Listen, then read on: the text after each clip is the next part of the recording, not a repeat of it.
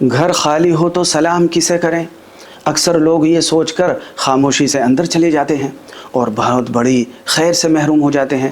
قرآن کریم کی سورہ نور میں اللہ تعالیٰ کا حکم ہے کہ جب اپنے گھروں میں داخل ہو تو سلام کیا کرو۔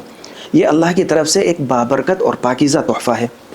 تفسیر کرنے والے علماء اس راز سے پردہ اٹھاتے ہوئے فرماتے ہیں کہ خالی گھر اصل میں خالی نہیں ہوتا، وہاں اللہ کے فرشتے ہوتے ہیں جو سلام کا جواب دیتے ہیں اور دعا دیتے ہیں۔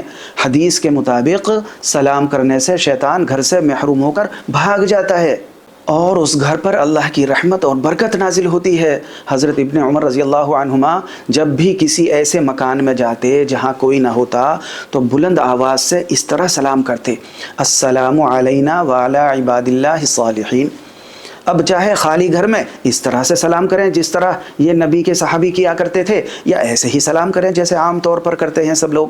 اس چھوٹے سے عمل کی برکت یہ ہے کہ آپ کا گھر ہر قسم کے شر اور شیطانی اثرات سے محفوظ ہو جاتا ہے۔